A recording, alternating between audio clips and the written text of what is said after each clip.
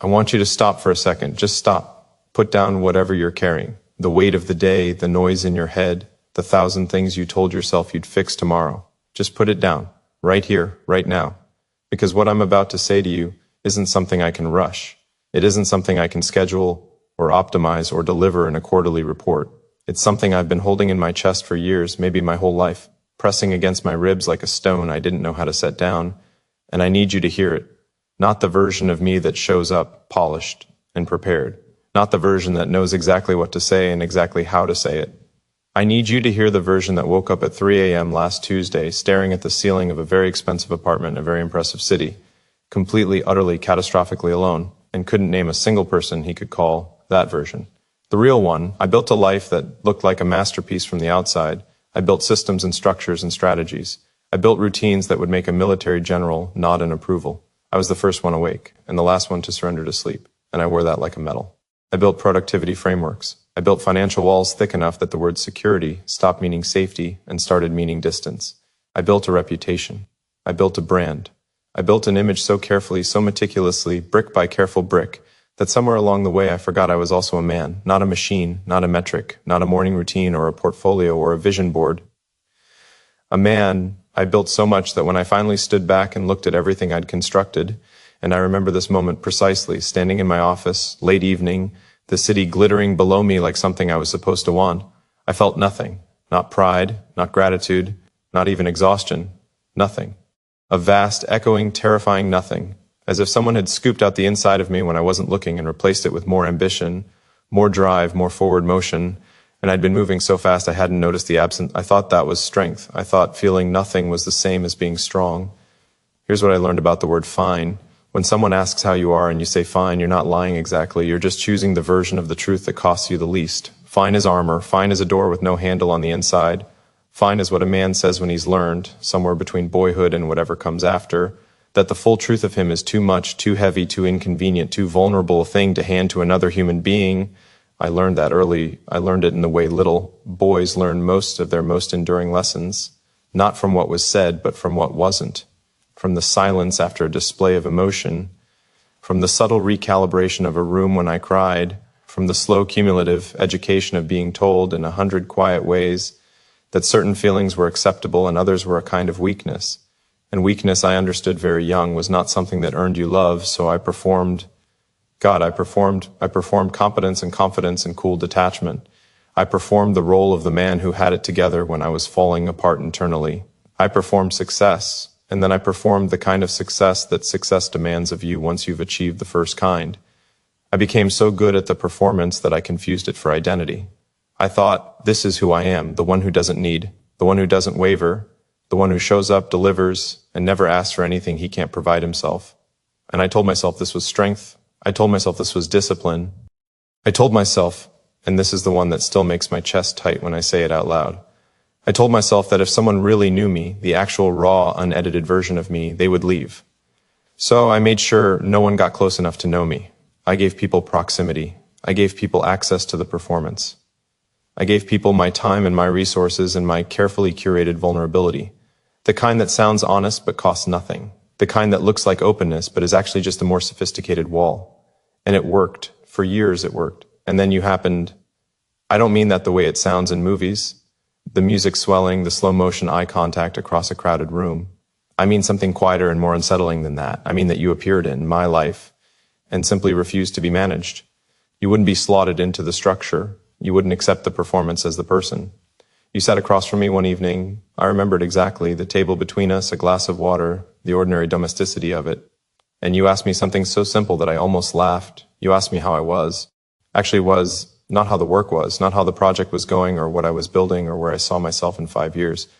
You looked at me, not at the version I'd prepared, but at me, and you asked how I actually was. And I opened my mouth to say fine, and nothing came out. That silence, that specific cracking silence, was the first honest thing I'd offered another human being in longer than I could remember. Here's what I didn't know about presence. I thought presence meant proximity. I thought if I was in the room, I was there. I thought showing up physically was the same as showing up. I thought I could be with someone while simultaneously being somewhere else entirely, inside a plan, inside a problem, inside the next version of the future I was constructing, and that the body in the room was enough. that the body was a sufficient stand-in for the person. I was wrong. Presence is something else entirely. Presence is the terrifying act of setting down the plan and being here, in this exact moment, with this exact person, offering nothing but your actual unmanaged self, no agenda, no optimization, no version control, just here, just this, just you. She taught me that.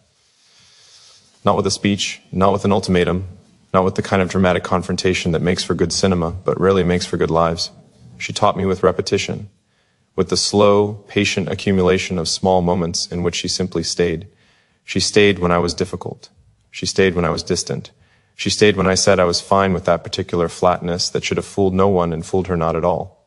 She stayed and she looked at me steadily, without flinching, without performing patience the way I performed strength, and she said quietly, with the kind of certainty that doesn't need volume to be heard, I'm not going anywhere, but I need you to actually be here. Wait, before you scroll, I know what you're doing. I know because I used to do it too. Consume content about transformation, about change, about becoming better, filing it somewhere in the back of the mind, labeled important, will return to, and then returning to the exact same patterns before the next morning. I know because I was the king of insight without implementation. I could talk about growth with the precision and passion of a man who had thought about it very deeply and practiced it not at all. So before you scroll, stay, just a little longer. Because this next part is the part I wish someone had said to me when I was 26 and building walls and calling them foundations. Here's the truth about achievement. Achievement is not the enemy of connection. That's too simple. Achievement becomes the enemy of connection when you use it as a substitute. When the trophy case becomes the place you point when someone asks to see your heart. When the accomplishments become the answer to questions about worthiness. When you build the empire because some part of you, some young and bruised and still present part of you, believes that if you build enough, you will finally deserve to be loved without condition. That's the trap. That's the prison dressed as a palace. And I lived in it for years, walking the halls, admiring the architecture, wondering why I felt like I was serving a sentence. Tell me something. When was the last time you let someone see you fail? Not publicly, not the kind of failure you've already reframed into a lesson before you've even finished failing, but actually fail. Fumble. Not know the answer. Sit in the not knowing without immediately reaching for the resolution. When was the last time you let someone hold something for you? I couldn't answer that question when she asked it.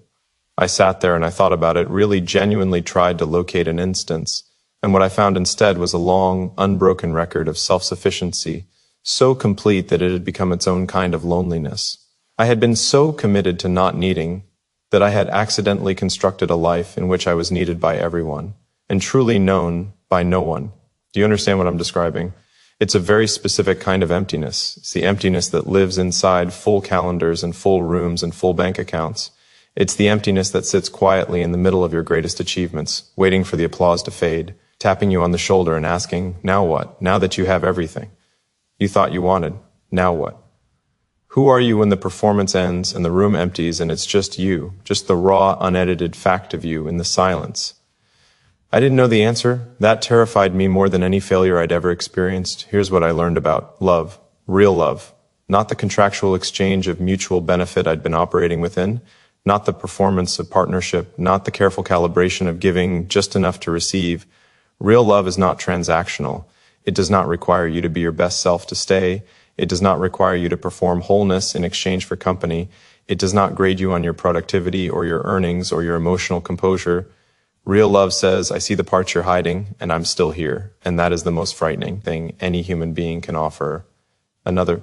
Because if love is conditional, you know the rules. You know what to perform. You know what to optimize.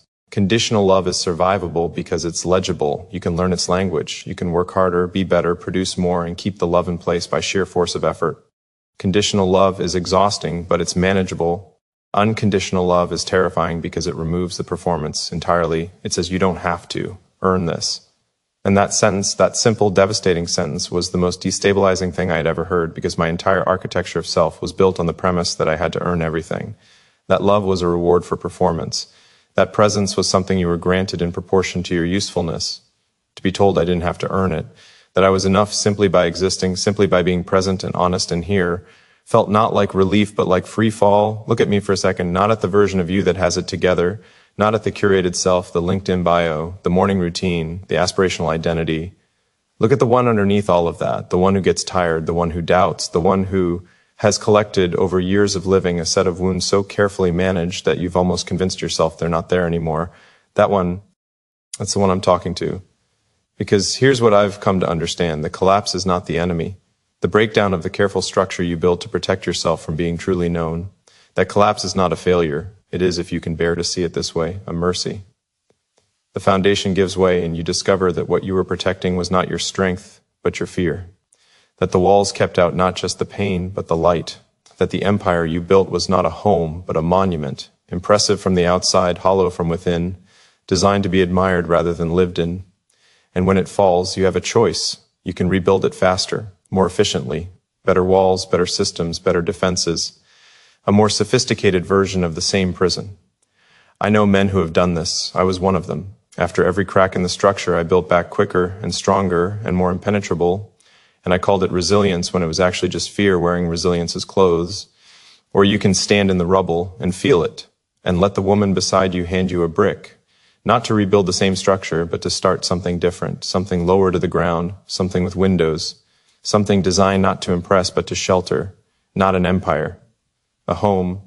She didn't fix me. I want to be very precise about this because the story of a woman who fixes a man is not a love story.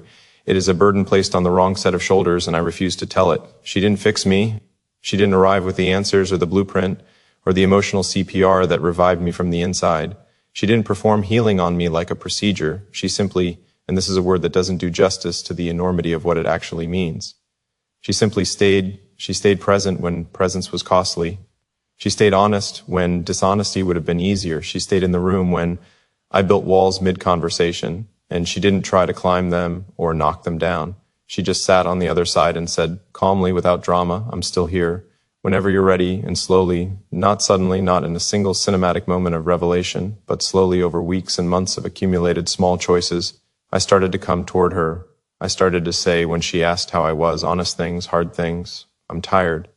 Not tired like I need sleep, tired like I've been performing for an audience I can't see and I don't know how to stop. I'm scared, not of failure, not of external things. Scared of being fully known and found insufficient. I don't know who I am when I'm not being useful to someone. I don't know how to just be without becoming. I'm rebuilding something and I don't have the plans yet, and I'm working without a blueprint, and it is the most uncomfortable thing I have ever done. She listened, not to fix, not to advise, not to reflect my words back at me with therapeutic precision. She listened the way a person listens when they're genuinely interested in the answer, with her whole self, with stillness, with the kind of attention that makes you feel for the first time in a long time like the most important thing in the room, not because of what you're doing, because of who you are. Don't deny it. Don't tell me you're fine when your eyes say something different. Don't tell me you figured it out when you're still awake at midnight, still running from the silence. Don't tell me you don't need anyone, not because needing is weakness, but because you've decided it costs too much to find out if anyone would actually show up. I know this because I lived it. I know this because I spent years perfecting the art of preemptive isolation, closing doors before anyone could walk through them, withdrawing before the withdrawal could be done to me, leaving first so I never had to be left. I knew the shape of abandonment well enough to replicate it before it arrived. It felt like control. It felt like choosing. It felt like strength. It was the loneliest thing I have ever done, and it nearly worked, nearly, because then she showed up and broke every pattern I'd ever built, simply by refusing to be managed, by looking at me steadily, by being the one constant in a life of careful variables. The thing I couldn't optimize or monetize or schedule, the thing that simply was, simply remained, simply loved me without requiring the performance. Here's what I learned about time. I used to think time was something you spent, a resource to be allocated. You spend it on high-yield activities. You spend it on the things that compound, that multiply, that return value. You protect it with systems and boundaries, and the word no deployed strategically against anything that doesn't serve the vision. I was not wrong exactly, but I was incomplete. Because what I didn't understand, what no one tells you when you're grinding at 22 with fire in your chest and a vision so clear you can taste it, is that the moments that will matter most to you in the end cannot be scheduled. They cannot be optimized for. They happen in the in-between, in the inefficiency, in the Tuesday evenings you didn't plan for anything in particular, and found yourselves talking until midnight about nothing important and everything essential. They happen in the ordinary, which I had spent years treating as something to be minimized on the way to the extraordinary. The ordinary is where love lives. The ordinary is where you actually get to know a person, not in their highlight reel, not in their best moments, not in the carefully prepared version they bring to impressive occasions, but in the daily accumulation of small moments, the way they make coffee, the way they get quiet when something is wrong and you have to learn to recognize the specific texture of that quiet, the way they laugh at something unexpected, the way they hold the morning. I almost missed it entirely. I was moving so fast toward the extraordinary that I was blowing through the ordinary without stopping, without seeing, without understanding that this right here, this Tuesday evening, this ordinary, irreplaceable now, was the thing I was supposedly building toward. This was the destination I kept postponing in favor of the journey. The first time I asked for help, I felt like a building losing structural integrity. I want to be honest about that. I want to be precise about how it felt, because I think we lie about this. We tell the story of vulnerability like it's a clean thing, a graceful thing, like you simply open your hands and let the weight go and something beautiful fills the space. That's not how it felt. It felt like the walls of something I had spent decades constructing beginning to bow and buckle, and every instinct I had was screaming to reinforce, to repair, to patch the cracks before anyone could see inside. But she was already inside. She had been for months, not by force, not by clever strategy, but by the patient, steady, unrelenting fact of her presence. And when the moment came and I opened my mouth and said, with the terror of a man who has never said the thing he's about to say, I don't know how to do this. I don't know how to let you in without feeling like I'm losing something. I don't know how to be known without immediately bracing for the withdrawal of love that I'm certain comes next. She didn't flinch. She didn't look away. She said, I know, and I'm still here. 4 words that dismantled more architecture than I had built in a decade. I know, and I'm still here. The rebuilding didn't look the way I expected. I expected it to feel like construction. Methodical, progressive, following a plan. I expected it to have the satisfying forward momentum of a project with milestones and deliverables. I am a man who has always found comfort in the clarity of a goal and the measurability of progress. This was nothing like that. This was more like learning to walk differently, like discovering that the posture you've held your entire life has been compensating for something, and now that you're trying to correct it, everything feels wrong and effortful and slow, and there's no guarantee you're doing it right. And the only metric available to you is the quality of how you feel in your own skin on an ordinary Tuesday, which is not the kind of metric that shows up on any dashboard. I had to learn to sit without an agenda. This sounds simple. It is not simple. For a man who had structured every hour of every day toward an output, sitting without an agenda, being in a room with another person without a goal for the room, without an outcome to optimize for, was an act of profound discomfort. My hands wanted to reach for a phone. My mind wanted to turn it into a task. Sit here and practice presence. I actually wrote that on a to-do list. I am not even slightly embarrassed. That is where I was starting from. But I sat in the ordinary evenings. I sat in the kitchen while she cooked, and I did nothing useful, and contributed nothing productive, and was merely there, present in the body, attempting presence in the spirit. I sat through the discomfort of not being impressive. I sat through the vertigo of not performing. I sat through the long, uncomfortable, necessary process of learning that being here, just present, just human, was not nothing, it was everything. Here's what I learned about foundation. A foundation is not impressive. You don't show people your foundation. You don't build a foundation for admiration. You build it for what it can hold. You build it in the dark, underground, out of sight, with materials that will never be visible once the structure stands. A foundation is not a thing of beauty. It is a thing of integrity. And for years I had been building everything above ground. The visible stuff, the impressive stuff, the stuff you can photograph and measure and show people at dinner, while the foundation remained unaddressed, cracked, insufficient for the weight I was placing on it. She was the first person who pointed at the ground and said, "What's down there?" Not to undermine me, not to criticize the structure, but because she understood instinctively that the height of what you build matters less than the depth of what you build it on. And she was not willing to move into something built on sand. She was not willing to invest her actual self, not the polite version, not the performance, but her actual irreplaceable human self, in something that would eventually give way. I respected that. More than that, I needed it. I needed someone who cared enough about the truth to tell it, who wasn't impressed enough by the performance to settle for it, who looked at everything I'd built and said quietly, without malice, "This is beautiful, and it's not enough. Go deeper. I'll wait." There came a moment, not dramatic, not cinematic, just real, when I understood what I had been building toward was not an empire. It was a home, not the abstract idea of home, not the aspirational version of home that appears in the architectural plans of a carefully designed life. Real home, the kind that holds you, the kind that doesn't require you to be your best self to walk through the door. The kind where being tired is allowed and being wrong is survivable and being fully, messily, honestly yourself is not just tolerated, but actually welcomed. I had spent years building toward an empire. I had the ambition for an empire. I had the drive for an empire. the vision, the work ethic, the capacity for sacrifice, but I was not built for an empire. We are all built for a home, for the kind of love that doesn't require a resume, for the kind of presence that matters more than the kind of productivity, for the quiet accumulation of ordinary moments with someone who actually knows you, who has seen the unmanaged version and chosen to stay, not out of obligation, not out of comfort, not out of an inability to imagine another life, but out of something rarer and more deliberate.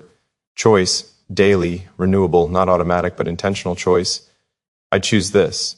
I choose you. I choose the ordinary Tuesday over the extraordinary achievement that leaves no room for Tuesday. I choose the conversation over the strategy session. I choose presence over performance. I choose to be known over being admired. Every day. Again. As a practice, I want to tell you about the morning I understood what I'd almost lost. I woke up before her. The room was still mostly dark, the particular gray-blue of early morning that exists between night and day. She was asleep beside me, not dramatically, not beautifully in the way people sleep in films, just actually asleep, ordinary and real. Her breathing steady and quiet. And I lay there for a moment that lasted much longer than a moment, looking at the ceiling, aware of her presence beside me with a clarity that felt almost physical, like something I could touch. And I thought, I almost miss this, not in a sentimental, soft way, in a hard and precise way. I almost miss this specific, irreplaceable person, not because circumstances were impossible, but because I was running too fast to see her. I almost built something so high and so impressive that I couldn't see the ground anymore. I almost optimized myself right out of the thing that actually sustains a life. I almost built an empire and called it a life, and it wouldn't have been. An empire that stands empty is just an elaborate form of loneliness. Here's what I want to say to you directly, not to a future version of you, not to the aspirational self you're building toward, to you, now, today. This version, with the wounds in the walls and the carefully managed presentation of a life that might look more together from the outside than it feels from the inside. You are enough right now, not when you achieve the next thing, not when you fix the broken part, resolve the old wound, become the upgraded version, reach the income level, develop the discipline, earn the relationship. Now, this version, sufficient, real, worth knowing, and whoever is beside you, the person who has stayed through the difficult versions, who has offered presence when performance would have been easier to accept, who has asked how you actually are and waited for the actual answer. That person deserves more than proximity. They deserve you, not the curated you, not the high-performing you, not the you that shows up having already processed the difficult emotion into a palatable insight. You, the real, tired, uncertain, rebuilding, showing up anyway, learning to be present, choosing this over the empire you. The last brick in the old structure fell quietly. There was no announcement. There was no moment of grand catharsis where I stood in the ruins and declared myself changed. Change doesn't work that way. Not the real kind, not the kind that stays. The real kind is more like the gradual loosening of something you've been gripping for so long you forgot you were gripping it. A slow, daily, barely perceptible release, until one day you reach for the grip and find your hand is already open. I stopped performing for her, not all at once. Slowly, with relapses and retreats, with moments of reaching instinctively for the old armor only to find it didn't fit the same way anymore. But slowly, I stopped arriving at the conversation already knowing what I was going to say. I stopped managing her experience of me. I stopped being afraid, not of everything, not overnight, but of this, of being known. And in the space where the fear had been, something else moved in, something quieter than achievement and more durable. Something that looked, from the inside, a great deal like peace. I need to say this before I leave you. Not leave in the literal sense, not going anywhere. But leave this moment, this rare, unguarded, fully honest moment, because I know how fast ordinary life moves in and covers things over, how quickly the performance reasserts itself, how easy it is to consume something true and not let it touch you. So, before I leave this with you, the achievements are not the enemy. Build, create, show up to the work with full force, with ambition, with the particular fire that lives in you and will not be entirely extinguished. Build the thing. Do the work. Chase the vision with everything you have. But don't build so high you can't find the ground. Don't run so fast you miss the person running beside you. Don't be so committed to the empire that you forget you were built for a home. And whoever she is, whoever is offering you presence instead of applause, honesty instead of admiration, the particular terrifying gift of being fully seen, don't make her wait forever for the man underneath the performance. Don't keep her on the other side of the wall indefinitely, patiently knocking, hoping eventually you'll open the door, because here's the thing about the collapse. The thing nobody tells you, when you're 22 and building and certain that strength means self-sufficiency and love is something you earn through performance, and asking for anything is the same as losing. The collapse was mercy. The emptiness was an invitation. The foundation gave way so that something real could be built in its place. Not the empire, the home, not the monument, the life, and the woman who stayed while it fell, who sat on the other side of the rubble and said, "I'm still here whenever you're ready." She wasn't waiting for the rebuilt version of you. She was waiting for the real one. Look at me for a second. Are you actually here? Not here the way you've been here. Managed, performing, moving through the day with one part of yourself sequestered behind careful walls. Actually here, present, real. Are you letting anyone see you? I don't mean your best self. I mean your actual self. The one who gets tired and afraid and uncertain. The one who has learned conditional love so deeply that unconditional love feels not like safety but like a trap. The one who would rather keep moving than stop long enough to feel what's actually there. That one, are you letting anyone see that one? Because he deserves to be seen, not fixed, not optimized, not improved before being loved, seen exactly as he is. Right now, today, in the ordinary irreplaceable now.